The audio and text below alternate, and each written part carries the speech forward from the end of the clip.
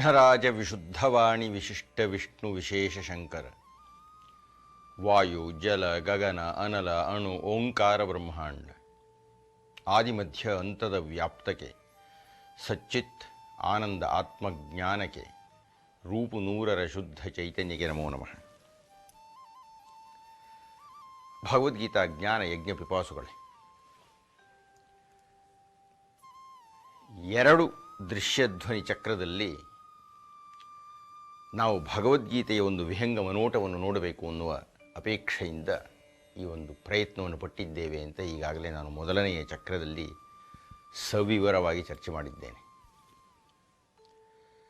ಜಗತ್ತಿನ ತತ್ವಜ್ಞಾನ ಶೈಲದ ಗೌರಿ ಶಂಕರ ಅಂತ ಹೇಳಿದರೆ ಶ್ರೀಮದ್ ಭಗವದ್ಗೀತೆ. ಪ್ರಪಂಚದ ಎಲ್ಲ ತತ್ವಶಾಸ್ತ್ರಗಳ ಘನೀಭೂತವಾಗಿರತಕ್ಕಂತಹ ಒಂದು ಸಿದ್ಧಿ ಅಂದರೆ ಅದು ಭಗವದ್ಗೀತೆ. ಆ ಭಗವದ್ಗೀತೆಯಲ್ಲಿ ಶ್ರೀಕೃಷ್ಣ ಪರಮಾತ್ಮ ಅನೇಕ ವಿಷಯಗಳನ್ನು ಚರ್ಚೆ ಮಾಡಿ ಜೀವನದಲ್ಲಿ ಶಾಂತಿ ಅನ್ನತಕ್ಕಂತಹ ಗುರಿಯ ಕಡೆಗೆ ಹೇಗೆ ಚಲಿಸಬೇಕು ಅನ್ನತಕ್ಕಂಥದ್ದನ್ನು ಅರ್ಜುನ ಕೇಳಿದ ಅನೇಕ ಪ್ರಶ್ನೆಗಳಿಗೆ, ಅನೇಕ ಸಂದೇಹಗಳಿಗೆ, ಸಮಸ್ಯೆಗಳಿಗೆ ಉತ್ತರವನ್ನು ಕೊಡುವ ಮೂಲಕ ದಿಗ್ದರ್ಶನ ಮಾಡಿದ್ದಾನೆ, ಮಾರ್ಗದರ್ಶನ ಮಾಡಿದ್ದಾನೆ, ಬೆಳಕನ್ನು ತೋರಿಸಿಬಿಟ್ಟಿದ್ದಾನೆ, ಬಟ್ಟೆಯನ್ನು ಸಿದ್ಧ ಮಾಡಿಕೊಟ್ಟಿದ್ದಾನೆ. ಈ ಹಿನ್ನೆಲೆಯಲ್ಲಿ ನಾವು ಪ್ರಾರಂಭದ 4 ಅಧ್ಯಾಯಗಳನ್ನು ಅರ್ಜುನ ವಿಷಾದ ಯೋಗ, ಸಾಂಖ್ಯಯೋಗ, ಕರ್ಮಯೋಗ ಹಾಗೂ ಜ್ಞಾನಯೋಗಗಳನ್ನು ಈಗಾಗಲೇ ಅತ್ಯಂತ ಸ್ಥೂಲವಾಗಿ ನೋಡಿದ್ದೇವೆ.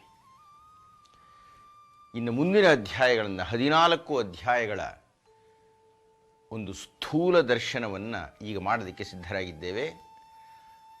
ಈಗಾಗಲೇ ಹೇಳಿದಂತೆ ನೆನಪಿನಲ್ಲಿ ಇಟ್ಕೊಳ್ಬೇಕಾಗಿರತಕ್ಕಂಥ ಅಂಶ ಅಂದರೆ, ಹೀಗೆ ಮಾಡ್ತಾ ಇರತಕ್ಕಂತಹ ದರ್ಶನ 700 ಮಂತ್ರಗಳ ಯಾವುದೋ ಕೆಲವು ಮಂತ್ರಗಳನ್ನು ನೋಡಿ ಆ ಪ್ರಧಾನ ಅಂಶಗಳನ್ನು ಅರ್ಥ ಮಾಡಿಕೊಳ್ಳತಕ್ಕದ್ದು.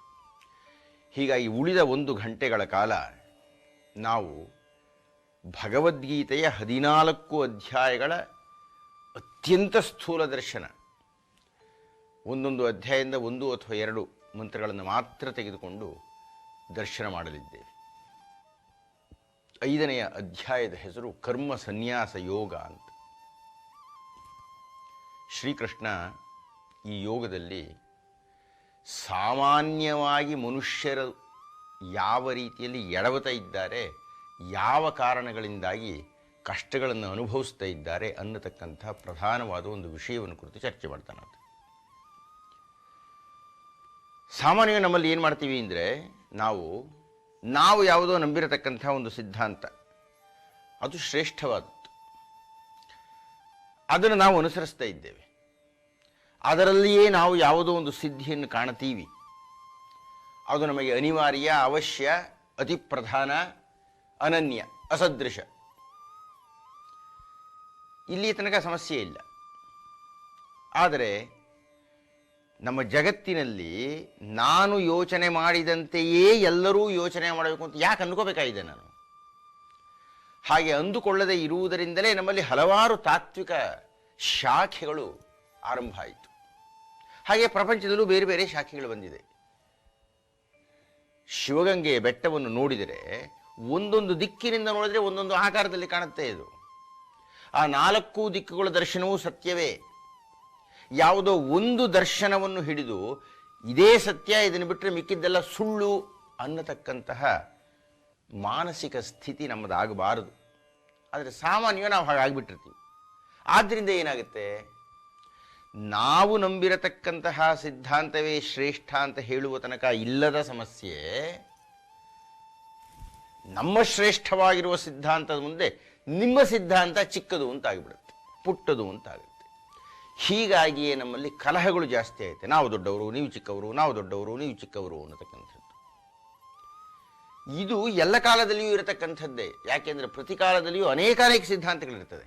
ಆ ಸಿದ್ಧಾಂತಗಳು ದೊಡ್ಡ ಮನುಷ್ಯರಾಗಿ ಆಳವಾಗಿ ಅಧ್ಯಯನ ಮಾಡಿ ನಮ್ಮದು ಚೆನ್ನಾಗಿದೆಯಪ್ಪ, ಬೇರೆ ದರ್ಶನಕಾರ ಅವ್ರದ್ದು ಚೆನ್ನಾಗಿದೆ, ಹೀಗಾಗಿ ಹೋಲಿಸದೆ ಯಾವುದು ಚಿಕ್ಕದು ಯಾವುದು ದೊಡ್ಡದು ಅಂತ ಚರ್ಚೆ ಮಾಡದೆ ತಾವು ನಂಬಿರತಕ್ಕಂಥ ಸಿದ್ಧಾಂತಕ್ಕೆ ಮಾನ್ಯತೆಯನ್ನು ಕೊಡಬೇಕು. ಹಾಗೆ ಕೊಡದೇ ಇದ್ದಾಗಲೇ ನಮ್ಮಲ್ಲಿ ಅನೇಕ ಅನಾಹುತಗಳು, ಕದನಗಳು ಇದೆಲ್ಲ ನಡೆದು ಬಿಟ್ಟಿದೆ. ಶ್ರೀಕೃಷ್ಣನ ಸಂದರ್ಭದಲ್ಲಿಯೂ ಅಂಥದ್ದೇ ಒಂದು ಪ್ರಸಂಗ 5ನೆಯ ಅಧ್ಯಾಯದಲ್ಲಿ ಶ್ರೀಕೃಷ್ಣ ಎತ್ತುಕೊಂಡು ಹೇಳ್ತಾನತ, ಸಾಂಖ್ಯ ಯೋಗವು ಪೃಥಕ್ ಬಾಲಾಹ ಪ್ರವದಂತಿ ನ ಪಂಡಿತಾಹ ಏಕಮಪ್ಯಾಸ್ಥಿತವು ಯಾವುದೋ ಒಂದು ಯಾವ ಕಡೆಗೆ ಹೋಗ್ತಿದೆಯೋ ಆ ಕಡೆ ಎರಡೂ ಹೋಗುತ್ತೆ ಕಣಯ್ಯ. ಅಂದರೆ ಅರ್ಥ ಏನು ಅಂದರೆ, ಸಾಂಖ್ಯ ಯೋಗವು ಪೃಥಕ್ ಬಾಲಾಹ, ಸಾಂಖ್ಯ ಅನ್ನೋದೊಂದಿದೆ, ಯೋಗ ಅನ್ನೋದೊಂದಿದೆ. ಉದಾಹರಣೆಗೆ ಅದು ಹೇಳ್ತಾ ಇದ್ದಾನೆ. ಇದರಲ್ಲಿ ಯಾವುದು ದೊಡ್ಡದು, ಯಾವುದು ಯೋಗ್ಯವಾದ್ದು, ಯಾವುದು ಸರಿ, ಸಾಂಖ್ಯವೋ ಯೋಗವೋ ಅರ್ಜುನ ಕೇಳಿಬಿಟ್ಟಿದ್ದಾನೆ. 3ನೇ ಅಧ್ಯಾಯದಲ್ಲಿ ಈಗಾಗಲೇ ತದೇಕಂ ವದ ನಿಶ್ಚಿತ್ಯ, ಯಾವುದಾದ್ರು ಒಂದು ಹೇಳಪ್ಪ ಕೃಷ್ಣ, ಅದು ಹೇಳ್ತೀಯಾ ಇದು ಹೇಳ್ತೀಯಾ, ಬರೀ ಎರಡೇನು. ಮುಂದೆ ನೋಡಿದ್ರೆ 18 ಅಧ್ಯಾಯದಲ್ಲಿ 18 ಯೋಗಗಳನ್ನು ಹೇಳಿದ್ದಾರಂತ. ಆದ್ದರಿಂದ ಯಾವುದಾದ್ರು ಒಂದು ಹೇಳು, ಎಲ್ಲ ಹೇಳಿ ನನ್ನ ತಲೆ ಕೆಡಿಸ್ಬೇಡ ನೀನು. ಇವುಗಳಲ್ಲಿ ಯಾವುದು ತದೇಕಂ ವದ ನಿಶ್ಚಿತವಾಗಿ ಹೇಳಬೇಕು. ಏನ ಶ್ರೇಯೋಹಂ ಅಪ್ನುಯ, ಯಾವುದರಿಂದ ನನಗೆ ಶ್ರೇಯಸ್ಸು ಸಿಗುತ್ತೆ ಅನ್ನೋದನ್ನು ಒಂದು ಹೇಳು. ಅಂದರೆ ನಾವು ದ್ವೈತವೇ, ಅದ್ವೈತವೇ, ವಿಶಿಷ್ಟ ಅದ್ವೈತವೇ, ಅಥವಾ ಇನ್ಯಾವುದೋ ವೀರಶೈವವೇ, ಅಥವಾ ಇನ್ಯಾವುದೋ ಸಿಖ್ ಪಂಥೀಯವೇ, ಅಥವಾ ಇನ್ಯಾವುದೋ, ಹೀಗೆ ನೂರಾರಿದ್ದಾಗ ಇದರೊಳಗೆ ಯಾವುದಾದ್ರು ಒಂದು ಹೇಳಪ್ಪ, ಒಂದು ಯೋಗ್ಯವಾದ್ದು ಅಂತ ಕೇಳಿದ್ದಕ್ಕೆ ಕೃಷ್ಣ ಏನು ಹೇಳ್ತಾನೆ, ಸಾಂಖ್ಯಯೋಗವು ಪೃಥಕ್ ಬಾಲಾಹ ಪ್ರವದಂತಿನ ಪಂಡಿತಾಹ ಏಕಮಪ್ಯಾಸ್ಥಿತವು ಸರಿ, ಒಂದೇ ಗುರಿಗೆ ಹೋಗುತ್ತೆ ಕಣಯ್ಯ. ಅದು ಉಭಯೋರ್ ವಿಂದತೆ ಫಲಂ, ಎರಡೂ ಕೊಡ್ತಕ್ಕಂಥ ಫಲ ಒಂದೇನೆ. ಆದ್ದರಿಂದ ಸಾಂಖ್ಯ ಯೋಗ ಅನ್ನತಕ್ಕಂಥದ್ದನ್ನು ಬಾಲಕರು ಹೇಳ್ತಾರೆ. ಸಾಂಖ್ಯ ದೊಡ್ಡದು, ಯೋಗ ದೊಡ್ಡದು, ಮತ್ತೊಂದು ದೊಡ್ಡದು ಅಂತ ಬಾಲಕರು ಹೇಳ್ತಕ್ಕಂಥದ್ದು. ಪ್ರವದಂತಿ ನ ಪಂಡಿತಾಹ, ಪಂಡಿತರಾಗಿರ್ತಕ್ಕಂಥವ್ರು ಇದೇ ದೊಡ್ಡದು ಇದೇ ಚಿಕ್ಕದು ಅಂತ ಹೇಳೋದಿಲ್ಲ. ಯಾಕೆ ಅಂದರೆ, ಯೋಗದ ದಾರಿಯಲ್ಲಾದರೂ ಹೋಗು, ಸಾಂಖ್ಯದ ದಾರಿಯಲ್ಲಾದರೂ ಹೋಗು, ಜ್ಞಾನದ ದಾರಿಯಲ್ಲಾದರೂ ಹೋಗು, ಭಕ್ತಿಯ ದಾರಿಯಲ್ಲಾದರೂ ಹೋಗು, ಯಾವ ದಾರಿಯಲ್ಲಾದರೂ ಹೋದ್ರೂ ಉಭಯೋರ್ ವಿಂದತೆ ಫಲಂ, ಎರಡೂ ಒಂದೇ ಫಲ ಕೊಡುತ್ತೆ. ಆದ್ದರಿಂದ ಎಲ್ಲವೂ ಸಮಾನ ಅನ್ನುವ ಸಮಾನತೆಯ ಸೂತ್ರದ ಹಿನ್ನೆಲೆಯಲ್ಲಿ ಕೃಷ್ಣ ಹೇಳ್ತಾ ಇದ್ದಾನೆ, ನೀವು ಆಯ್ಕೆ ಮಾಡಿಕೊಳ್ಳತಕ್ಕಂಥದ್ದು ನಿಮಗೆ ಬಿಟ್ಟಿದ್ದು. ಒಂದು ಸಲ ಆಯ್ಕೆ ಮಾಡಿಕೊಂಡ್ಮೇಲೆ ಆ ಪಥದಲ್ಲಿ ಮುಂದುವರಿಯಿರಿ, ಅದು ಯೋಗ್ಯವಾಗಿ, ಎಲ್ಲವೂ ಯೋಗ್ಯವೇ. ಗಂಗಾ ನದಿನ, ಕಾವೇರಿ ನದಿನ, ಯಮುನಾನ, ಗೋದಾವರಿನ, ನರ್ಮದಾನ ಯಾವುದ್ರಿ ಶ್ರೇಷ್ಠ? ಅಯ್ಯೋ ರಾಮ, ಎಲ್ಲವೂ ಹೋಗಿ ಸಮುದ್ರಕ್ಕೆ ಸೇರುತ್ತೆ ಕಣಯ್ಯ. ಸಮುದ್ರ ಶ್ರೇಷ್ಠ ಅಂತ ಅಂದುಕೊಳ್ಳಿ, ಅಥವಾ ಸಮುದ್ರಕ್ಕೆ ಹೋಗತಕ್ಕಂಥ ಪ್ರತಿಯೊಂದು ನದಿಯೂ ಶ್ರೇಷ್ಠವೇ. ಇದು ಶ್ರೀಕೃಷ್ಣನ 5ನೇ ಅಧ್ಯಾಯದಲ್ಲಿ ತೆಗೆದುಕೊಂಡಂಥ ನಿಲುವು. 6ನೇ ಅಧ್ಯಾಯ ಆತ್ಮಸಂಯಮ ಯೋಗ ಅಂತ ಹೇಳ್ತಾನತ, ಅದನ್ನು ಧ್ಯಾನ ಯೋಗ ಅಂತ ಕರೀತಾರೆ. ಈ ಆತ್ಮಸಂಯಮ ಯೋಗ, ಧ್ಯಾನ ಯೋಗಗಳಲ್ಲಿ ಆತ ಚಿಂತನೆ ಮಾಡತಕ್ಕಂಥದ್ದು ಅತ್ಯಂತ ವಿಶೇಷವಾಗಿರತಕ್ಕಂಥ ಸಾಧನೆಯನ್ನು ಕುರಿತು. ಸಾಧಕನಾಗಿರತಕ್ಕಂಥವನು ಸಾಧನೆಯನ್ನು ಹೇಗೆ ಮಾಡಬೇಕು ಅನ್ನುವುದು ಮೂಲ ಉದ್ದೇಶ. ನಾತ್ಯುಚ್ಛ್ರಿತಂ ನಾತಿ ನೀಚಂ ಚೈಲಾಜಿನ ಕುಶೋತ್ತರಂ. ಅಯ್ಯ, ನೀನು ಧ್ಯಾನಕ್ಕೆ ಕುಳಿತುಕೊಳ್ಬೇಕಾಗಿದ್ದರೆ ಇದು ಎಲ್ಲ ಸಾಧಕರು ಗಮನ ಇಡಬೇಕಾಗಿರತಕ್ಕಂಥದ್ದು. ಕುಳಿತುಕೊಳ್ಬೇಕಾದ್ರೆ ಹೇಗೆ ಇರಬೇಕು ನೀನು ಅಂತ ಹೇಳಿದರೆ, ನಾತ್ಯುಚ್ಛ್ರಿತ ಮೇಲಕ್ಕೆ ಹೋಗಬೇಕಾಗಿಲ್ಲ, ನಾತಿ ನೀಚಂ ಕೆಳಗಡೆಗೆ ಹೋಗಬೇಕಾಗಿಲ್ಲ, ಮಧ್ಯಸ್ಥದಲ್ಲಿರಬೇಕು. ಚೈಲ ಅಜಿನ ಕುಶ ಉತ್ತರಂ. ಕುಶ ಹುಲ್ಲು, ದರ್ಭೆ, ಅದು ಕೆಳಗಿರಬೇಕು. ಅದರ ಮೇಲೆ ಕೃಷ್ಣಾಜಿನ ಇರಬೇಕು. ಅದರ ಮೇಲೆ ಬಟ್ಟೆಯನ್ನು ಉಟ್ಟಿರಬೇಕು, ಬಟ್ಟೆಯನ್ನು ಹಾಸಿರಬೇಕು, ಬಟ್ಟೆಯ ಮೇಲೆ ಕೂತ್ಕೋಬೇಕು. ಹೇಗೆ ಕೂತ್ಕೋಬೇಕು? ಸಮಂ ಕಾಯ ಶಿರೋಗ್ರೀವಂ, ನೆಟ್ಟಗಿರಬೇಕು. ಕಾಯ ಅನ್ನತಕ್ಕಂಥದ್ದು ನೆಟ್ಟಗಿರತಕ್ಕಂಥ ಕೋಲಿನಂತೆ ಇರಬೇಕು. ಗ್ರೀವ ಕುತ್ತಿಗೆ, ಅದರ ಮೇಲೆ ಇರತಕ್ಕಂಥ ತಲೆ. ಸಮಂ ಕಾಯ ಶಿರೋಗ್ರೀವಂ, ನಾನು ನೆಟ್ಟು ಕೂತಿರಬೇಕು. ಧಾರಯನ್ ಅಚಲಂ ಸ್ಥಿರಂ, ಧಾರಣ ಮಾಡಿಕೊಂಡು ಪದ್ಮಾಸನಸ್ಥನಾಗಿ ಅಚಲನಾಗಿ ಅಲ್ಲಾಡದೆ ಸ್ಥಿರವಾಗಿ ಕುಳಿತಿರಬೇಕು. ಸಂಪ್ರೇಕ್ಷ ನಾಸಿಕಾಗ್ರಂ ಸ್ವಂ ದಿಶಶ್ಚಾನವಲೋಕನಂ, ಕಣ್ಣುಗಳೆರಡೂ ಮೂಗಿನ ತುದಿಯಲ್ಲಿ ಇಟ್ಟಿರಬೇಕು. ಆ ಮೂಗಿನ ತುದಿಯಲ್ಲಿ ನಾವು ಯಾವುದನ್ನು ಧ್ಯಾನ ಮಾಡಬೇಕಾಗಿದೆಯೋ ಅದರ ಆಕೃತಿ ಇರಬೇಕು. ಕೃಷ್ಣ ಭಕ್ತರೋ ಕೃಷ್ಣ ಇರಬೇಕು, ಶಿವಭಕ್ತರಾದರೆ ಶಿವ ಇರಬೇಕು, ಇಲ್ಲ ಓಂಕಾರವಾದರೆ ಓಂಕಾರ ಇರಬೇಕು. ಹೀಗಾಗಿ ನಾಸಿಕಾಗ್ರಂ, ಮೂಗಿನ ತುದಿಯಲ್ಲಿ ದೃಷ್ಟಿಯನ್ನು ನೆಟ್ಟು ಅಚಲಂ ಸ್ಥಿರಂ, ಅಚಲವಾಗಿ ಅಲ್ಲಾಡದೆ ಸ್ಥಿರ ಮನಸ್ಸಿನಿಂದ ಧ್ಯಾನವನ್ನು ಮಾಡಬೇಕು. ಪ್ರಶಾಂತಾತ್ಮ ವಿಗತಭೀ ಬ್ರಹ್ಮಚಾರಿ ವ್ರತೇ ಸ್ಥಿತ. ಮನಸ್ಸು ಪ್ರಶಾಂತವಾಗಿರಬೇಕು, ರಾಗದ್ವೇಷಗಳಿಂದ ಅಕುಲಿತವಾಗಿರಬಾರದು. ವಿಗತಭೀ ಭಯಸ್ಥರಾಗಿರಬಾರದು. ಭಯ, ಯಾರಿಗಾದರೂ ಭಯ ಇದೆ ಅಂದರೆ ತಪ್ಪು ಮಾಡಿರ್ತಾನೆ ಅಂತಂತ, ತಪ್ಪು ಮಾಡದೇ ಇರತಕ್ಕಂಥ ಮನಃಪ್ರವೃತ್ತಿ ಇರಬೇಕು. ಈ ರೀತಿಯ ಪ್ರಶಾಂತಾತ್ಮ ವಿಗತಭೀಃ ಆಗಿರತಕ್ಕಂಥವನು ಬ್ರಹ್ಮಚಾರಿ ವ್ರತೇ ಸ್ಥಿತ, ಬ್ರಹ್ಮಚರ್ಯದಲ್ಲಿರಬೇಕು. ಅಂದರೆ ಬ್ರಹ್ಮನ್ನಲ್ಲಿ ತನ್ನ ಮನಸ್ಸನ್ನು ಕೇಂದ್ರೀಕರಿಸಿರಬೇಕು. ಬ್ರಹ್ಮಚಾರಿಯಾಗಿರಬೇಕು ಅಂದರೆ ಅರ್ಥ ಅವಿವಾಹಿತನಾಗಿರಬೇಕು ಅಂತ ಅಲ್ಲ. ಹೀಗಾಗಿ ಬಾಲಕನೋ ವೃದ್ಧನೋ ಸಂಸಾರಸ್ಥನೋ ಸನ್ಯಾಸಿಯೋ ಈ ಯಾವ ಭೇದವೂ ಇಲ್ಲದೆ ಆತ ಬ್ರಹ್ಮಚಾರಿಯಾಗಿರಬೇಕು. ಅಂದರೆ ಬ್ರಹ್ಮನನ್ನು ಅನುಸಂಧಾನ ಮಾಡ್ತಾ ಇರಬೇಕು. ಯಾವಾಗ ಬ್ರಹ್ಮನನ್ನು ಅನುಸಂಧಾನ ಮಾಡ್ತಾ ಇರಬೇಕು ಅಂತ ಹೇಳ್ತಾ ಇದ್ದವನು ಕೃಷ್ಣ, ಆಗ ಆಕಾರಗಳನ್ನು ಮೀರಿರತಕ್ಕಂಥ ಸ್ಥಿತಿ ಇರಬೇಕು ಅಂತ. ಬ್ರಹ್ಮನ್ನತಕ್ಕಂಥದ್ದಕ್ಕೆ ಆಕಾರವೇ ಇಲ್ಲ, ಅದು ನಿರಾಕಾರ. ಹೀಗಾಗಿ ಪ್ರಾರಂಭದಲ್ಲಿ ಯಾವುದಾದರೂ ದೇವತಾ ವಿಗ್ರಹಗಳ ಆಕೃತಿಯನ್ನು ಕಣ್ಣು ಮುಂದೆ ಉಳಿಸಿಕೊಂಡಿದ್ದರೂ ಕಾಲಕ್ರಮೇಣ ಆ ಆಕೃತಿಗಳನ್ನೆಲ್ಲ ಮೀರಿ ಶುದ್ಧ ಬ್ರಹ್ಮ ಅನ್ನತಕ್ಕಂಥದ್ದು ಕಣ್ಣು ಮುಂದೆ ಇರಬೇಕು. ಶ್ರೀಮದ್ ರಾಮಕೃಷ್ಣ ಪರಮಹಂಸರು ತೋತಾಪುರಿಗಳ ಸಂಪರ್ಕಕ್ಕೆ ಬಂದಾಗ ತೋತಾಪುರಿಗಳು ಹೇಳ್ತಾರೆ, ಧ್ಯಾನ ಮಾಡಯ್ಯ ಅಂತ. ಏನು ಮಾಡಲಿ ಸ್ವಾಮಿ, ನನಗೆ ಆ ಕಾಳಿ ಬಂದುಬಿಡ್ತಾಳೆ ಕಣ್ಮುಂದೆ, ಪ್ರತಿನಿತ್ಯ ಪೂಜೆ ಮಾಡ್ತಾ ಇರ್ತಕ್ಕಂಥ ಕಾಳಿ.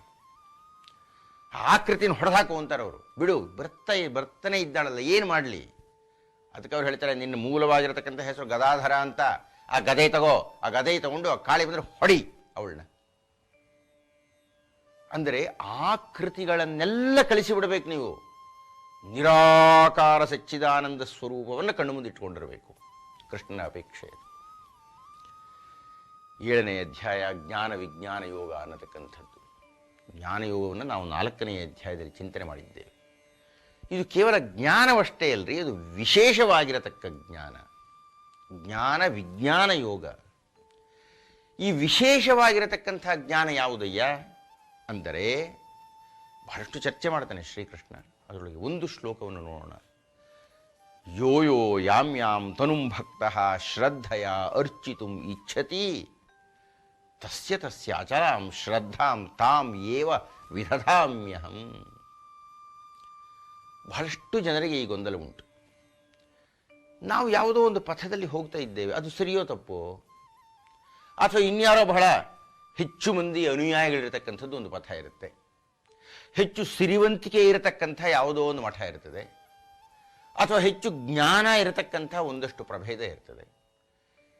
ಹೀಗಾಗಿ ನಾವು ಯಾವುದೋ ಒಂದರ ಜೊತೆಗೆ ಗುರುತಿಸಿಕೊಂಡು ಬಿಟ್ಟಿದ್ದೇವಲ್ಲ, ಅದರಲ್ಲಿ ಹೋದರೆ ಸರಿಯೋ? ಅಥವಾ ಪಕ್ಕದಲ್ಲಿ ಇನ್ಯಾವುದೋ ಹೆಚ್ಚು ಆಕರ್ಷಣೆ ಇದೆಯಲ್ಲ, ಅಲ್ಲಿ ಹೋಗಬೇಕೋ? ಅವರು ನಮ್ಮನ್ನು ಎಳೀತಾರಲ್ಲ, ಆ ಕಡೆ ಗಮನ ಕೊಡಬೇಕು? ನಮ್ಮದು ಚಿಕ್ಕದೋ ದೊಡ್ಡದೋ? ಈಗಾಗಲೇ 5ನೇ ಅಧ್ಯಾಯದಲ್ಲಿ ಹೇಳಿರತಕ್ಕಂಥದ್ದನ್ನೇ 7ನೇ ಅಧ್ಯಾಯದಲ್ಲಿ ಶಾಖೆಯ ಹಿನ್ನೆಲೆಯಲ್ಲಿ ಹೇಳ್ತಾ ಇದ್ದಾನೆ ಶ್ರೀಕೃಷ್ಣ.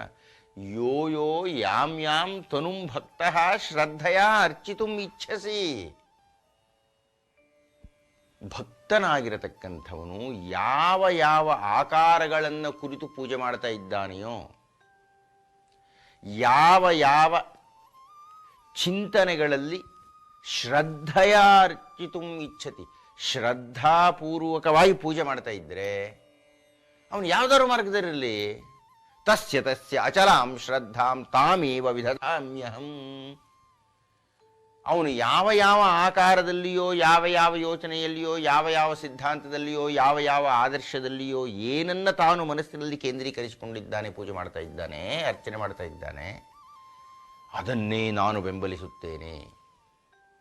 ಆ ವಿಧವಾಗಿರತಕ್ಕಂಥ ಭಾವವನ್ನೇ ಹೆಚ್ಚು ದೃಢ ಮಾಡ್ತೀನಿ.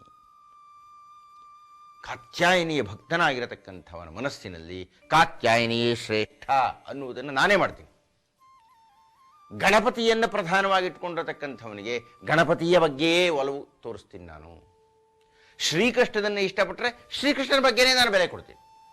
ಅಂದರೆ ಯಾರು ಯಾರು ಯಾವ ಯಾವ ಪಥದಲ್ಲಿ ಸಾಗುತ್ತಿದ್ದಾರೆಯೋ ಅವರವರಿಗೆ ಅದೇ ಪಥವನ್ನು ನಾನು ದೃಢಪಡಿಸ್ತೀನಿ ಕಣಯ್ಯ. ಯಾಕೆ ಅಂದರೆ ಸರ್ವದೇವ ನಮಸ್ಕಾರ ಕೇಶವಂ ಪ್ರತಿಗಚ್ಚತಿ. ನೀವು ಯಾರಿಗೆ ನಮಸ್ಕಾರ ಮಾಡಿದ್ರು ಕೇಶವನಿಗೆ ಹೋಗುತ್ತೆ. ಗಣಪತಿ ಮೂಲಕ ಆದರೂ ಮಾಡಿ, ಪಾರ್ವತಿ ಮೂಲಕ ಆದರೂ ಮಾಡಿ, ಲಕ್ಷ್ಮಿ ಮೂಲಕ ಆದರೂ ಮಾಡಿ, ಮೂಲವಾಗಿರತಕ್ಕಂಥ ಯಾವುದೋ ಒಂದು ಶಕ್ತಿ ಉಂಟಲ್ಲ, ಆ ಶಕ್ತಿಯ ಪ್ರಾತಿನಿಧಿಕ ಸ್ವರೂಪಗಳೇ ಇವೆಲ್ಲಾನು. ಮೂಲ ಬ್ರಹ್ಮನ್ ಪರಬ್ರಹ್ಮನ್ ಅನ್ನತಕ್ಕಂಥದ್ದು ಅಗೋಚರವಾಗಿರತಕ್ಕದ್ದು, ಅವ್ಯಕ್ತವಾಗಿರತಕ್ಕಂಥದ್ದು, ನಮ್ಮ ಕಣ್ಣಿಗೆ ಕಾಣಿಸದೇ ಇರತಕ್ಕಂಥದ್ದು. ನಮ್ಮ ಕಣ್ಣಿಗೆ ಕಾಣಿಸದ ಶಕ್ತಿಗೆ ನಾವು ಯಾವುದೋ ಕೆಲವು ಆಕಾರಗಳನ್ನು ಕೊಟ್ಟುಬಿಟ್ಟಿದ್ದೇವೆ. ಹೀಗಾಗಿ ಆಕಾರಗಳೇ ಸತ್ಯ ಅಲ್ಲ, ಆ ಆಕಾರಗಳೆಲ್ಲ ಮಿಥ್ಯ. ಆ ಆಕಾರದ ಹಿಂದೆ ಇರತಕ್ಕಂಥ ಯಾವುದೋ ಒಂದು ದೃಗ್ಗೋಚರವಲ್ಲದ ಸತ್ಯ ಉಂಟಲ್ಲ, ನಾವು ಯಾವ ಆಕಾರವನ್ನು ತೆಗೆದುಕೊಂಡರೂ ಪ್ರತಿನಿಧಿ ಅಂತ ತೆಗೆದುಕೊಳ್ಳಬೇಕು. ವೇದಾಂತದ ಪರಿಭಾಷೆಯಲ್ಲಿ ಅದನ್ನು ವಿಕಾರ ಅಂತ ಕರೀತಾರೆ. ಈಗ ಚಿನ್ನದ ಗಟ್ಟಿ, ಆ ಚಿನ್ನದ ಗಟ್ಟಿ ಯಾವುದು ಆಭರಣ ಅಲ್ಲ, ಅದು ಮೂಲ. ಅದರಿಂದ ಉಂಗುರ ಮಾಡ್ತಾರೆ, ಅದರಿಂದ ಸರ ಮಾಡ್ತಾರೆ, ಅದರಿಂದ ಗೆಜ್ಜೆ ಮಾಡ್ತಾರೆ. ಈ ಗೆಜ್ಜೆ, ಸರ, ಉಂಗುರ, ಡಾಬು ಇವುಗಳೆಲ್ಲ ವಿಕಾರಗಳು. ಮೂಲವಾದ ಸ್ವರೂಪ, ಮೂಲವಾದ ಆಕಾರ ಚಿನ್ನದ ಗಟ್ಟಿ. ಚಿನ್ನದ ಉಂಗುರ ಅಂತ ಹೇಳಿ, ಚಿನ್ನದ ಬಳೆ ಅಂತ ಹೇಳಿ, ಚಿನ್ನದ ಸರ ಅಂತ ಹೇಳಿ ಎಲ್ಲವೂ ಚಿನ್ನವೇ. ಆ ಚಿನ್ನವನ್ನು ಪ್ರತಿನಿಧಿಸ್ತಕ್ಕಂಥ ಈ ಆಭರಣಗಳು, ನಮ್ಮ ಕಣ್ಣು ಮುಂದಿರತಕ್ಕಂಥದ್ದು ಆಭರಣಗಳು. ಅದು ಗಣೇಶನೋ, ರಾಮನೋ, ಕೃಷ್ಣನೋ, ಈಶ್ವರನೋ, ಅದು ಯಾವುದೇ ಆಭರಣವಾದರೂ ಮೂಲ ಚಿನ್ನಕ್ಕೆ ಬೆಲೆ ಕೊಡುವಂತೆ ಕೃಷ್ಣ ಹೇಳ್ತಾ ಇದ್ದಾನೆ. ನೀವು ಯಾವುದೇ ಒಂದು ಪ್ರತಿನಿಧಿಯನ್ನು ಒಪ್ಪಿಕೊಂಡು ನಾನು ಅದನ್ನು ಮಾನ್ಯ ಮಾಡ್ತೀನಿ, ಯಾಕೆಂದರೆ ಮೂಲ ಹೋಗತಕ್ಕಂಥದ್ದು ನನಗೇ ಸಂದಾಯವಾಗುತ್ತೆ. ಹಾಗೆ ನನಗೇ ಸಂದಾಯವಾಗುತ್ತೆ ಅಂದರೆ ಕೃಷ್ಣನಿಗೆ ಅಂತ ಅರ್ಥ ಮಾಡಬೇಕಾಗಿಲ್ಲ ನೀವು. ಯಾಕೆ ಅಂದರೆ ವಿಶ್ವರೂಪ ಸಂದರ್ಶನದ ಸಂದರ್ಭದಲ್ಲಿ ನೀನು ಯಾರಯ್ಯ ಅಂತ ಅರ್ಜುನ ಕೃಷ್ಣನನ್ನು ಕೇಳಿದರೆ, ನಾನು ಕೃಷ್ಣ ಅಂತ ಹೇಳೋದಿಲ್ಲ ಅರ್ಜುನ, ಕಾಲ ಅಂತ ಹೇಳ್ತಾನಂತ. ನಾನು ಕಾಲ ಅಂದರೆ ಕೃಷ್ಣ ತನ್ನ ಮಿತಿಯನ್ನು ಮೀರಿ ತಾನು ಕಾಲ ಅಂತ ಹೇಳ್ಕೊಳ್ತಾನೆ, ಸಮಯ ಅಂತ ಹೇಳ್ತಾನೆ, ತಾನು ಧರ್ಮ ಅಂತ ಹೇಳ್ತಾ ಇದ್ದಾನೆ. ಹೀಗಾಗಿ ಕೃಷ್ಣ ಅನ್ನತಕ್ಕಂಥದ್ದು ಒಂದು ಪ್ರತಿನಿಧಿಯೇ, ರಾಮನೂ ಒಂದು ಪ್ರತಿನಿಧಿಯೇ, ನರಸಿಂಹನೂ ಒಂದು ಪ್ರತಿನಿಧಿಯೇ, ವಾಮನನೂ ಒಂದು ಪ್ರತಿನಿಧಿಯೇ. ಇದೆಲ್ಲದರ ಮೂಲ ಶಕ್ತಿ ಬೇರೆ ಯಾವುದೋ ಇದೆ, ಅದಕ್ಕೆ ಸಂದಾಯ ಆಗುತ್ತೆ. ಆದ್ದರಿಂದ ಯಾರು ಯಾರು ಯಾವ ಯಾವ ಪಥಗಳಲ್ಲಿ ಸಂಚಾರ ಮಾಡ್ತಾ ಇದ್ದಾರೆಯೋ ಅದೆಲ್ಲವೂ ಶ್ರೇಷ್ಠವೇ, ಅದೆಲ್ಲವೂ ಶುದ್ಧವೇ, ಅದೆಲ್ಲವೂ ಮಾನ್ಯವೇ, ಅದೆಲ್ಲವೂ ಯೋಗ್ಯವೇ ಅನ್ನತಕ್ಕಂತಹ ಬಹುದೊಡ್ಡ ಸಿದ್ಧಾಂತವೊಂದನ್ನು, ಸರ್ವ ಸಿದ್ಧಾಂತ ಮಾನ್ಯತೆಯನ್ನು ಶ್ರೀಕೃಷ್ಣ ಈ 7ನೇ ಅಧ್ಯಾಯದಲ್ಲಿ ಸ್ಥಾಪನೆ ಮಾಡ್ತಾನೆ. ಇನ್ನು 8ನೇ ಅಧ್ಯಾಯ ಅಕ್ಷರ ಬ್ರಹ್ಮಯೋಗ ಅಥವಾ ಅಕ್ಷರ ಪರಬ್ರಹ್ಮಯೋಗ ಅಂತ. ಅಕ್ಷರದ ವೈಶಿಷ್ಟ್ಯ, ಅಕ್ಷರದ ವೈಭವ, ಅಕ್ಷರ ಅಂದರೆ ಏನು ಅನ್ನತಕ್ಕಂಥದ್ದು, ಇದರ ಬಗ್ಗೆ ಕೃಷ್ಣ ಚರ್ಚೆ ಮಾಡ್ತಾನೆ. ಆದರೆ ಈ ಅಧ್ಯಾಯ ಆರಂಭ ಆಗತಕ್ಕಂಥದ್ದೇ ಹಲವಾರು ಪ್ರಶ್ನೆಗಳಿಂದ. ಕಿಂ ತದ್ ಬ್ರಹ್ಮ, ಕಿಂ ಅಧ್ಯಾತ್ಮಂ, ಕಿಂ ಕರ್ಮಪುರುಷೋತ್ತಮ, ಅಧಿಭೂತಂಚ ಕಿಂ ಪ್ರೋಕ್ತಂ, ಅಧಿದೈವಂ ಕಿಮುಚ್ಯತೆ, ಅಧಿಯಜ್ಞ ಕಥಂ ಕೋತ್ರಾದೇಹೇಸ್ಮಿನ್ ಮಧುಸೂದನ, ಪ್ರಯಾಣ ಕಾಲೇ ಚ ಕಥಂ ಜ್ಞೇಯೋಸಿ ನೇತಾತ್ಮಭಿ. ಬ್ರಹ್ಮನ್ ಅಂದರೆ ಅರ್ಥ ಏನಯ್ಯ, ಆಧ್ಯಾತ್ಮ ಅಂದರೆ ಅರ್ಥ ಏನಪ್ಪ, ಕರ್ಮ ಅಂದರೆ ಅರ್ಥ ಏನಯ್ಯ, ಎಲ್ಲದಕ್ಕಿಂತ ಮುಖ್ಯವಾಗಿ ಯೋಗ್ಯನಾಗಿರತಕ್ಕಂಥ ವ್ಯಕ್ತಿ ನಿನ್ನನ್ನು ಸೇರಬೇಕಾಗಿದ್ದರೆ ಪ್ರಯಾಣ ಕಾಲದಲ್ಲಿ ಹೇಗಿರಬೇಕು, ಯಾವ ಸ್ಥಿತಿಯಲ್ಲಿರಬೇಕು, ಮುಕ್ತಿಯನ್ನು ತೆಗೆದುಕೊಳ್ಳಬೇಕಾಗಿದ್ದರೆ ನನ್ನ ಮನಸ್ಸು ಹೇಗೆ ಚಿಂತನೆ ಮಾಡ್ತಾ ಇರಬೇಕು.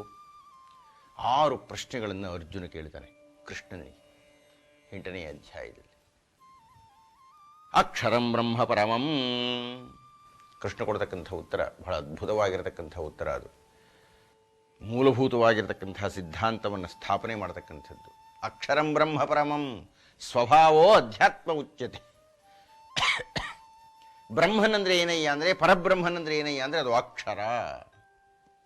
ಅಕ್ಷರ ಅಂತ ಹೇಳ್ತಾ ಇದ್ದಾಗೆ ಆಕಾರ ಇಲ್ಲ ಅಂತ. ರಾಘವಾಂಕ ತನ್ನ ಮಹಾಕಾವ್ಯದಲ್ಲಿ ಆ ಪರಮೇಶ್ವರ ಅಂದರೆ ಏನಯ್ಯ ಅಂತ ಹೇಳಬೇಕಾದ್ರೆ ನಿರೂಪಮ, ನಿರಾಲಂಬ, ನಿತ್ಯ, ನಿರ್ಭಯ, ನಿರಾವರಣ, ನಿರ್ಮಾಯ, ನಿರ್ಮಳ, ನಿರ್ವಿಕಲ್ಪ, ನಿಜ, ನಿರಸೂಯ, ನಿಶ್ಚಿಂತ, ನಿರ್ಲೇಪ, ನಿರ್ಗುಣ, ನಿರಾಧಾರ, ನಿತ್ಯ ತೃಪ್ತ, ನಿರವಧ್ಯ, ನಿರ್ಭಿನ್ನ, ನಿರ್ದ್ವಂದ್ವ, ನಿರ್ದೋಷ, ನಿಷ್ಕಾಮ, ನಿಷ್ಕಣ, ನಿರಾಕಾರ, ನಿರಜ, ನಿರಹಂಕಾರ, ನಿರ್ಮಳ, ನಿರಾಳ, ಪಂಪಾ ವಿರೂಪಾಕ್ಷ ಶರಣು, ಎಲ್ಲವೂ ನಿರಾಕಾರವಾಗಿರತಕ್ಕಂಥದ್ದು ಅನ್ನುವುದು ರಾಘವಾಂಕನ ಪರಮೇಶ್ವರನ ಕಲ್ಪನೆ. ಕೃಷ್ಣ ಹೇಳ್ತಾ ಇದ್ದಾನೆ ಅಕ್ಷರಂ ಬ್ರಹ್ಮ ಪರಮಂ, ಅಕ್ಷರವಾಗಿರತಕ್ಕಂಥದ್ದು, ಕ್ಷಯಿಸದ್ದು, ರೂಪವಿರದ್ದು, ಕೊಲೆಯಾಗದ್ದು, ಮುಕ್ಕಾಗದ್ದು, ಶುದ್ಧವಾಗಿರತಕ್ಕಂಥದ್ದು, ಪರಿಪೂರ್ಣವಾಗಿರತಕ್ಕಂಥದ್ದು, ಅದು ಅಕ್ಷರ. ಅದನ್ನೇ ಬ್ರಹ್ಮನ್ ಅಂತ ಕರೀತಾ ಇದ್ದೇನೆ. ಸ್ವಭಾವೋ ಅಧ್ಯಾತ್ಮ ಉಚ್ಯತೆ. ಆ ಅಕ್ಷರದ ಸ್ವಭಾವ ಅಂದರೆ ಆ ಕ್ಷೇತ್ರಜ್ಞನಾಗಿರತಕ್ಕಂತಹವನ ಸ್ವಭಾವ, ಅಂದರೆ ಆ ಪರಮಾತ್ಮನ ಸ್ವಭಾವ, ಅದೇ ಅಧ್ಯಾತ್ಮ ಅಂತ ಕರೀತಾರೆ ಕಣಪ್ಪ. ಹೀಗೆ ಅರ್ಜುನನ ಪ್ರಶ್ನೆಗಳಿಗೆ ಉತ್ತರವನ್ನು ಕೊಡ್ತಾ ಕೊಡ್ತಾ ಕೊನೆಯ ಪ್ರಶ್ನೆಗೆ ಬರ್ತಾನೆ ಕೃಷ್ಣ. ಬಹಳ ಮಾರ್ಮಿಕವಾಗಿರತಕ್ಕಂಥ ವಿಶೇಷವಾಗಿರತಕ್ಕ ಪ್ರಶ್ನೆ ಇದು. ಯಾವ ಸ್ಥಿತಿಯಲ್ಲಿ ನಮ್ಮ ಮನಸ್ಸು ಇದ್ದರೆ ನಾವು ಕೃಷ್ಣನ ಸ್ಥಾನಕ್ಕೆ ಹೋಗ್ತೀವಿ, ಪರಮಗತಿಗೆ ಹೋಗ್ತೀವಿ? ಪ್ರಯಾಣ ಕಾಲೇ ಚ ಕಥಂ ಜ್ಞೇಯೋಸಿ ನೀತಾತ್ಮಭಿ. ಪ್ರಯಾಣ ಕಾಲದಲ್ಲಿ ಅಂದರೆ ಮರಣ ಸನ್ನಿವೇಶದಲ್ಲಿ ಏನನ್ನ ಮನಸ್ಸಿನಲ್ಲಿ ನೆನಪಿಸ್ಕೊಳ್ತಾ ಇದ್ದರೆ ನಾವು ಮುಕ್ತಿಗೆ ಹೋಗ್ಬಿಡ್ತೀವಿ. ಓಂ ಇತ್ಯೇಕಾಕ್ಷರಂ ಬ್ರಹ್ಮ ಕೃಷ್ಣ ಹೇಳ್ತಾ ಇದ್ದಾನೆ. ಓಂಕಾರ ಅನ್ನುವುದನ್ನು ನೆನಪಿಸ್ಕೊಳ್ಬೇಕಯ್ಯ. ಈ ಓಂಕಾರ ಅನ್ನತಕ್ಕಂಥದ್ದನ್ನು ನಾನು ನೆನಪಿಸಿಕೊಂಡರೆ ನಾನು ಮುಕ್ತಿಗೆ ಹೋಗ್ತೀನಿ. ಪ್ರಶ್ನೆ ಇರತಕ್ಕಂಥದ್ದು, ನಾವು ಸಾಯುವ ಕಾಲಕ್ಕೆ ಓಂಕಾರವನ್ನು ನೆನಪಿಸ್ಕೊಳ್ಬೇಕಾದ್ರೆ ನಮಗೆ ಸಾಯೋ ಕಾಲ ಗೊತ್ತಾಗಬೇಕಲ್ಲ. ಇಂಥ ಕಾಲಕ್ಕೆ ನಾವು ಸಾಯ್ತೀವಿ ಅಂದರೆ ಅಂಥ ಕಾಲಕ್ಕೆ ಸರಿಯಾಗಿ ಓಂಕಾರವನ್ನು ನೆನಪಿಸ್ಕೊಳ್ಬೋದಪ್ಪ. ಅದು ಹೇಗೆ? ಸಾಯೋ ಕಾಲಕ್ಕೆ ಓಂಕಾರ ನೆನಪಿಸ್ಕೊಳ್ಳೋದಕ್ಕೆ ಹೇಗಾಗುತ್ತೆ? ಓಂ ಇತ್ಯೇಕಾಕ್ಷರಂ ಬ್ರಹ್ಮ ವ್ಯಾಹರನ್ ಮಾಮನುಸ್ಮರನ್. ಹೇಗೆ ನೆನಪಿನಲ್ಲಿ ಇಟ್ಕೊಂಡು ಅದನ್ನೇ ಯೋಚನೆ ಮಾಡ್ತಾ ಇರತಕ್ಕಂಥದ್ದು ನಾನು?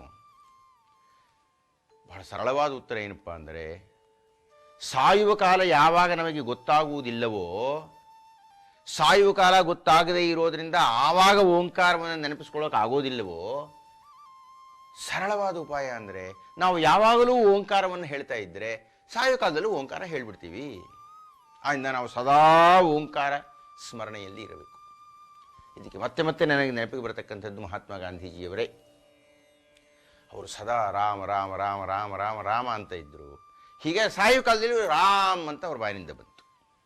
ಅಂದರೆ ಶ್ರೀಕೃಷ್ಣ 8ನೇ ಅಧ್ಯಾಯದಲ್ಲಿ ಸದಾ ಓಂಕಾರವನ್ನು ಜಪ ಮಾಡ್ತಾ ಇರಬೇಕು ಅನ್ನತಕ್ಕಂಥ ತತ್ವವನ್ನು ಹೇಳ್ತಾನೆ. 9ನೇ ಅಧ್ಯಾಯ ರಾಜವಿದ್ಯಾ ರಾಜಗುಹ್ಯ ಯೋಗ ಅನ್ನತಕ್ಕಂಥದ್ದು ಬಹಳ ವಿಶೇಷವಾಗಿರತಕ್ಕಂಥ ಅಧ್ಯಾಯ. ಆ ರಾಜವಿದ್ಯಾ ರಾಜಗುಹ್ಯ ಯೋಗದಲ್ಲಿ ಭಕ್ತನ ಲಕ್ಷಣಗಳನ್ನೆಲ್ಲ ಹೇಳ್ತಾ ಸತತಂ ಕೀರ್ತಯಂತೋ ಮಾಂ, ನನ್ನ ಭಕ್ತನಾಗಿರತಕ್ಕಂಥವನು ಯಾವಾಗಲೂ ನನ್ನ ಕೀರ್ತನೆಯನ್ನು ಮಾಡ್ತಾ ಇರ್ತಾನೆ. ಹಾಗೆ ಭಕ್ತನಾಗಿರತಕ್ಕಂಥವನು ನನಗೇನು ಕೊಡಬೇಕು ಅಂತ ನಾನು ನಿರೀಕ್ಷಣೆ ಮಾಡ್ತೀನಯ್ಯ. ಪತ್ರಂ ಪುಷ್ಪಂ ಫಲಂ ತೋಯಂ ಯೋ ಮೇ ಭಕ್ತ್ಯಾ ಪ್ರಯಚ್ಛತಿ. ಎಷ್ಟೋ ಕೋಟಿ ರೂಪಾಯಿಗಳ ವಜ್ರದ ಕಿರೀಟವನ್ನು ತಿರುಪತಿಯ ತಿಮ್ಮಪ್ಪನ ತಲೆಯ ಮೇಲೆ ಇಡತಕ್ಕಂತಹ ಭಕ್ತನನ್ನು ನಾನು ಹೇಗೆ ನೋಡುತ್ತೇನೆಯೋ, ಒಂದು ಮಾವಿನ ಹಣ್ಣಂತಂದು ನಿನಗೆ ನೈವೇದ್ಯ ಕೊಡ್ತಾ ಇದ್ದೀನಯ್ಯ ಅಂದರೂ ಅವನನ್ನು ಹಾಗೇ ನೋಡ್ತೀನಿ. ಹಣ್ಣು ಇಲ್ಲದೆ ಹೋದರೆ ಒಂದು ತುಳಸಿ ದಳವೋ ಒಂದು ಬಿಲ್ವಪತ್ರೆಯೋ ಅದನ್ನು ಕೊಟ್ಟರೆ ಅದನ್ನು ನಾನು ಹಾಗೆ ತಗೊಳ್ತೀನಿ. ಬೀದಿಯ ಬದಿಯಲ್ಲಿರತಕ್ಕಂಥ ತುಂಬೆ ಗಿಡದಲ್ಲಿರತಕ್ಕಂಥ ತುಂಬೆ ಹೂ ಅಂತಂದು ಕಣಿಗಲೆ ಹೂ ಅಂತಂದು ತಗೊಳಪ್ಪ ಅಂತ ಕೊಟ್ಟರೆ ನಾನು ಹಾಗೆ ತಗೊಳ್ತೀನಿ. ಯಾವುದೂ ಸಿಗಲಿಲ್ಲ ಕಣಪ್ಪ, ಒಂದು ತೊಟ್ಟು ನೀರು ಕೊಡ್ತೀನಿ ಕಣೆ, ಕೃಷ್ಣಾರ್ಪಣಮಸ್ತು ಅಂತ ಹೇಳಿದರೆ ನಾನು ಅದಕ್ಕೂ ಅದೇ ಬೆಲೆ ಕೊಡ್ತೀನಿ. ಪತ್ರಂ ಪುಷ್ಪಂ ಫಲಂ ತೋಯಂ ಯೋಮೇ ಭಕ್ತ್ಯಾ ಪ್ರಯಚ್ಛತಿ ತದಹಂ ಭಕ್ತಿ. ಅರೆ, ಅವನು ಕೊಡತಕ್ಕಂಥದ್ದು ಯಾವುದಿದ್ರೂ ಅದನ್ನು ಮಹಾ ವಿಶೇಷವಾಗಿ ಗೌರವಿಸ್ತೇನೆ. ಚಂದ್ರ ಅನ್ನತಕ್ಕಂಥವನು ಶಿವನನ್ನು ಕುರಿತು ತಪಸ್ಸು ಮಾಡ್ದ, ತನ್ನದನ್ನೆಲ್ಲ ಅರ್ಪಣೆ ಮಾಡ್ದ ಈಶ್ವರನಿಗೆ. ಆದರೆ ಈಶ್ವರ ಏನು ಮಾಡ್ದ? ಚಂದ್ರನನ್ನು ಸಂಪೂರ್ಣವಾಗಿ ಸ್ವೀಕಾರ ಮಾಡಿ ಒಂದೇ ಒಂದು ಕಳೆಯನ್ನು ತಾನಿಟ್ಕೊಂಡು 15 ಕಳೆಗಳನ್ನು ವಾಪಸ್ ಚಂದ್ರನಿಗೆ ಕೊಟ್ಬಿಟ್ಟ. ಅವನು ಏನು ಕೊಟ್ಟರು ದೈವ ವಾಪಸ್ಸೇ ಕೊಡ್ತಾನ್ರಿ. ಆದ್ದರಿಂದ ಕೊಡುವಾಗ ನಿಮ್ಮ ಶ್ರದ್ಧೆ ಎಷ್ಟು, ಕೊಡತಕ್ಕಂಥ ವಸ್ತುವಿನಲ್ಲಿ ನೀವು ನಿರ್ವಂಚನೆಯಿಂದ ಕೊಟ್ಟರೆ, ಅಂದರೆ ಕೋಟ್ಯಂತರ ರೂಪಾಯಿ ಇರ್ತದಪ್ಪ ಒಬ್ಬನಿಗೆ, ಅವನು 10 ರೂಪಾಯಿ ಕೊಡ್ತೀನಿ ಅಂದರೆ, ಒಬ್ಬ ಬಡ ಉಪಾಧ್ಯಾಯ ಒಂದು 10,000 ಸಂಪಾದನೆ ಮಾಡ್ತಾ ಇರ್ತಾನೆ, ಅವನು 50 ಪೈಸೆ ಕೊಟ್ಟರು ಸಮಾನವೇ ಇದು. ಆ 50 ಪೈಸೆ ಎನ್ನತಕ್ಕಂಥದ್ದು ಕೋಟ್ಯಧೀಶ ಕೊಡತಕ್ಕಂಥ 1,00,000 ರೂಪಾಯಿಗೆ ಸಮಾನ. ಅಂದರೆ ದೈವ ಭಕ್ತರಿಂದ ನಿರೀಕ್ಷಣೆ ಮಾಡತಕ್ಕಂಥದ್ದು ಏನೂ ಇಲ್ಲವೇ ಇಲ್ಲ ಆ ಅರ್ಥದಲ್ಲಿ. ನಾ ಆದತ್ತೇ ಕಸ್ಯಚಿತ್ ಪಾಪಂ ನ ಚೈವ ಸುಕೃತಂ ವಿಭು 5ನೇ ಅಧ್ಯಾಯದಲ್ಲಿ ಈಗಲೇ ಹೇಳಿಬಿಟ್ಟಿದ್ದಾನೆ. ನಾನು ಭಕ್ತನಿಂದ ಯಾವ ಪಾಪವನ್ನು ಸ್ವೀಕಾರ ಮಾಡೋದಿಲ್ಲ, ಯಾವ ಪುಣ್ಯವನ್ನು ಸ್ವೀಕಾರ ಮಾಡೋದಿಲ್ಲ. ಹಾಗೊಮ್ಮೆ ಭಕ್ತ ಕೊಡ್ತಾ ಇದ್ದಾನೆ ಅಂದರೆ ಅದು ಅವನವನ ಯೋಗ್ಯತೆಗೆ ಅನುಗುಣವಾಗಿ ನಿರ್ವಂಚನೆಯಿಂದ ಕೊಡ್ತಕ್ಕದ್ದು.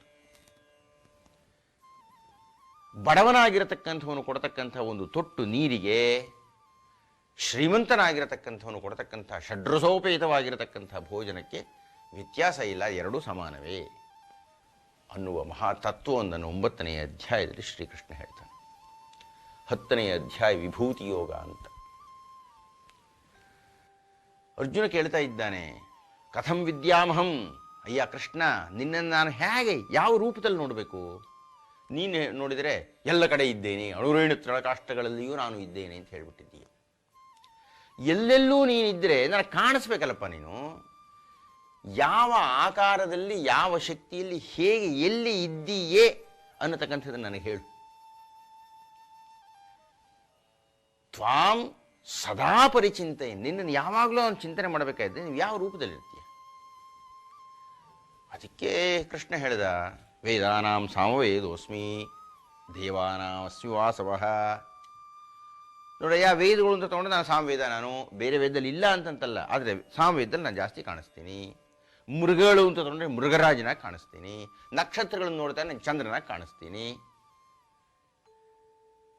ಅಥವಾ ದೇವತೆಗಳು ಪ್ರಕಾಶಮಾನವಾಗಿರತಕ್ಕಂಥದ್ದು ಸೂರ್ಯನಾಗಿ ಕಾಣಿಸ್ತೀನಿ.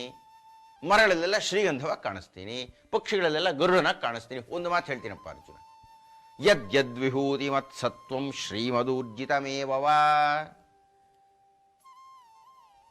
ಯದ್ಯದ್ವಿಭೂತಿ ಮತ್ಸತ್ವಂ, ಎಲ್ಲೆಲ್ಲಿ ಯಾವ ಯಾವ ವ್ಯಕ್ತಿಯಲ್ಲಿ, ಯಾವ ಯಾವ ಆಕಾರದಲ್ಲಿ, ಯಾವ ಯಾವ ಸನ್ನಿವೇಶದಲ್ಲಿ, ಯಾವ ಯಾವ ಸ್ಥಳಗಳಲ್ಲಿ ವಿಭೂತಿಯಾಗಿ ಕಾಣಿಸುತ್ತದೋ, ವಿಶೇಷವಾಗಿ ಕಾಣಿಸುತ್ತದೆ. ಮಂಜುನಾಥ ಧರ್ಮಸ್ಥಳದಲ್ಲಿ, ನಾನೇ ಕಣೆ, 1000 ದೇವಸ್ಥಾನಗಳಿರಬಹುದು. ತಿರುಪತಿ ತಿಮ್ಮಪ್ಪ, ತಿರುಪತಿ ತಿಮ್ಮಪ್ಪಂದೇ ಪ್ರಪಂಚದಲ್ಲಿ ಎಲ್ಲೆಲ್ಲೋ ಇರಬಹುದು, ಇಲ್ಲ, ಆ ತಿರುಪತಿಯಲ್ಲಿ ಇರತಕ್ಕಂತಹ ತಿಮ್ಮಪ್ಪ ಮಹಾವೈಭವವಾಗಿ ಕಾಣಿಸ್ತಾ ಇದ್ದಾನೆ. ನದಿಗಳು ಬೇಕಾದಷ್ಟಿದೆ. ಗಂಗಾ ನದಿ, ಆ ಗಂಗಾ ನದಿ ಅಂದರೆ ವಿಶೇಷವಾಗಿ ಕಾಣಿಸುತ್ತಪ್ಪ ನಮಗೆ. ಯದ್ಯದ್ವಿಭೂತಿ ಮತ್ಸತ್ವಂ ಶ್ರೀಮದೂರ್ಜಿತಮೇವ ತತ್ತದೇವಾವಗಚ್ಚತ್ವಂ ಮಮತೇಯೋಂಶ ಸಂಭವಂ. ನೀನು ನೋಡತಕ್ಕಂಥ ಕಾಣಿಕೆಯಲ್ಲಿ ಯಾವ ಯಾವುದು ವಿಶೇಷವಾಗಿ ಕಾಣಿಸ್ತಾ ಇದೆಯೋ, ಯಾವ ಯಾವುದರೊಳಗೆ ವಿಭೂತಿ ಕಾಣಿಸ್ತಾ ಇದೆಯೋ, ಯಾವ ಯಾವುದರೊಳಗೆ ವೈಭವ ಕಾಣಿಸ್ತಾ ಇದೆಯೋ ಅಲ್ಲೆಲ್ಲ ನಾನಿದ್ದೀನಿ ನಿಂತ್ಕೊಳ್ಳೆ. 10ನೇ ಅಧ್ಯಾಯದ ಅಂತರಾರ್ಥ ಏನು ಅಂತ ಹೇಳಿದರೆ ಅದರ ಹೆಸರೇ ವಿಭೂತಿ ಯೋಗ ಅಂತ. ಎಲ್ಲೆಲ್ಲಿ ವಿಶೇಷವಾಗಿರತಕ್ಕಂಥದ್ದನ್ನು ನಾವು ನೋಡುತ್ತೇವೆಯೋ ಅಲ್ಲೆಲ್ಲ ನಾನಿದ್ದೀನಿ. ಆ ಅರ್ಥದಲ್ಲಿಯೇ ನಾ ವಿಷ್ಣು ಪೃಥಿವೀಪತೇ ಅನ್ನತಕ್ಕಂಥದ್ದು ಬಂದಿದ್ದು ನಮ್ಮಲ್ಲಿ. ಅಂದರೆ ಯಾರೋ ರಾಜನಿರ್ತಾನೆ, ಯಾರೋ ಮುಖ್ಯಮಂತ್ರಿ ಇರ್ತಾನೆ, ಯಾರೋ ಪ್ರಧಾನಮಂತ್ರಿ ಇರ್ತಾನೆ, ಯಾರೋ ರಾಷ್ಟ್ರಾಧ್ಯಕ್ಷ ಇರ್ತಾರೆ, ಯಾರೋ ರಾಜ್ಯಪಾಲ ಇರ್ತಾರೆ. ಅವರು ಜನಸಾಮಾನ್ಯರಿಂದ ವಿಶೇಷವಾಗಿರ್ತಕ್ಕವರೇ, ವೈಭವೋಪೇತವಾಗಿರ್ತಕ್ಕಂಥವರೇ. ಆದ್ದರಿಂದ ಕೃಷ್ಣ ಹೇಳ್ತಾನೆ, ಅಲ್ಲಿ ನಾನಿದ್ದೀನಿ. ಯಾರು ರಾಜರಾಗಿರುತ್ತಾರೆಯೋ ಅವರೆಲ್ಲ ವಿಷ್ಣುವಿನ ಅಂಶ ಇದೆ. ನಾ ವಿಷ್ಣು ಪೃಥ್ವೀಪತೆ, ವಿಷ್ಣುವಿನ ಅಂಶ ಇಲ್ಲದೆ ಇರತಕ್ಕಂಥವರು ರಾಜಪ್ರಮುಖರಾಗೋಕ್ಕೆ ಸಾಧ್ಯವೇ ಇಲ್ಲ. ಆತ ರಾಜಕೀಯದಲ್ಲಿ ಪ್ರಧಾನನಾಗಿದ್ದಾನೆ ಅಂದರೆ ಆತನಲ್ಲಿ ವಿಷ್ಣುವಿನ ಅಂಶ ಇದೆ, ನಾನಿದ್ದೇನೆ ಅಂತಲೇ ಕೃಷ್ಣ ಹೇಳ್ತಕ್ಕಂಥದ್ದು. ಹೀಗಾಗಿ 10ನೇ ಅಧ್ಯಾಯದ ಸಾರ ಅಂತ ಹೇಳಿದರೆ, ಎಲ್ಲೆಲ್ಲಿ ವಿಶೇಷವಾಗಿರತಕ್ಕಂಥದ್ದನ್ನು ನಾವು ನೋಡುತ್ತೀವೋ ಅಲ್ಲೆಲ್ಲ ಕೃಷ್ಣನ ಸಾನ್ನಿಧ್ಯವನ್ನು ನಾವು ಒಪ್ಕೊಳ್ಬೇಕು. 11ನೇ ಅಧ್ಯಾಯ ವಿಶ್ವರೂಪ ಸಂದರ್ಶನ ಯೋಗ ಅನ್ನತಕ್ಕದ್ದು. ಎಲ್ಲೆಲ್ಲೂ ಇದ್ದೀನಿ ಅಂತ ನಾನು ಹೇಳಿದ ಮೇಲೆ, ಹಾಗಾದ್ರೆ ಎಲ್ಲೂ ಇರತಕ್ಕಂಥ ನೀನು ಹೇಗೆಯ ಕಾಣಿಸ್ತೀಯ ನನ್ನ ಕಣ್ಣಿಗೆ ಅಂತ ಅರ್ಜುನ ಕೇಳಿದಾಗ, ಕೃಷ್ಣ ಅರ್ಜುನನ ಆಕಾರಕ್ಕೆ ಅನುಗುಣವಾಗಿರತಕ್ಕಂಥ ರೂಪವನ್ನು ತ್ಯಜಿಸಿ, ಒಂದು 6 ಅಡಿ ಇದ್ದಂಥ ಅರ್ಜುನ, ಅಷ್ಟೇ 6 ಅಡಿ ಅರ್ಜುನ ಇರಬಹುದಾದಂಥ ಕೃಷ್ಣ, ಆ ಕೃಷ್ಣ 6 ಅಡಿಯ ದೇಹವನ್ನು ಬಿಟ್ಟು ಭೂಮಿಯಾಕಾಶವನ್ನು ಪ್ರಸರಿ ನಿಂತುಕೊಂಡು ಬಿಡ್ತಾನೆ. ಅನೇಕಾನೇಕವಾಗಿರತಕ್ಕಂಥ ಪಾದಗಳಿದೆ, ಅನೇಕಾನೇಕವಾಗಿರತಕ್ಕಂಥ ಶರೀರಗಳಿದೆ, ಅನೇಕಾನೇಕವಾಗಿರತಕ್ಕಂಥ ಮುಖಗಳಿದೆ. ರಾಕ್ಷಸರು, ಸಿದ್ಧರು, ಸಾಧ್ಯರು, ದೇವತೆಗಳು, ಗಂಧರ್ವರು ಎಲ್ಲರ ಮುಖಗಳು ಅಲ್ಲಿ ಕಾಣಿಸ್ತಾ ಇದೆ, ಎಲ್ಲರ ದೇಹಗಳು ಅಲ್ಲಿ ಕಾಣಿಸ್ತಾ ಇದೆ.